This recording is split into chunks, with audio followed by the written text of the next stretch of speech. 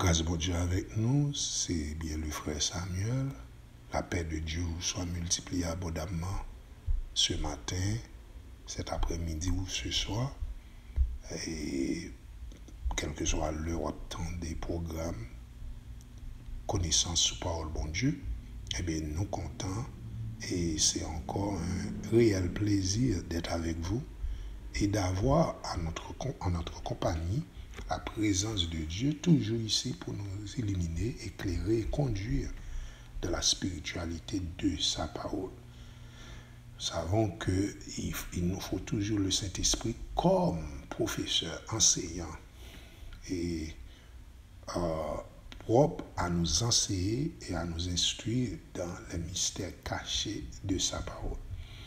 Récemment, nous avions débattu ensemble sur ce thème de la circoncision.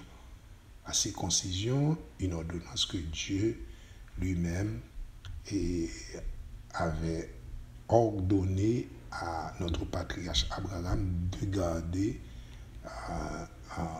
de génération en génération. Et une chose très indispensable à retenir, c'est une ordonnance perpétuelle. Comment se fait-il que la circoncision, qui est une recommandation divine que Dieu adresse à ses enfants, soit une ordonnance perpétuelle, puisque tout le monde sait déjà que la circoncision, à un certain moment ou à une certaine époque de l'histoire, avait pris fin définitivement, puisque c'était une exigence de la loi mosaïque. Et maintenant, nous savons que nous ne pratiquons plus cette pratique, cette tradition, et parce que cela représentait déjà, c'était une figure, une préfiguration même de Jésus-Christ, comme nous l'avions tantôt dit dans notre première étude, eh bien, qui devait venir pour ôter la partie charnelle de notre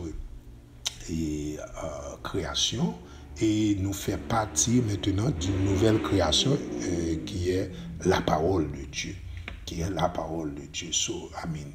C'est parce que tout le monde qui est né de nouveau, tout le monde qui connaît déjà une nouvelle création en Jésus-Christ, eh bien c'est dans la parole même. C'est la parole qui nous transforme, qui nous change et qui nous fait devenir une nouvelle créature.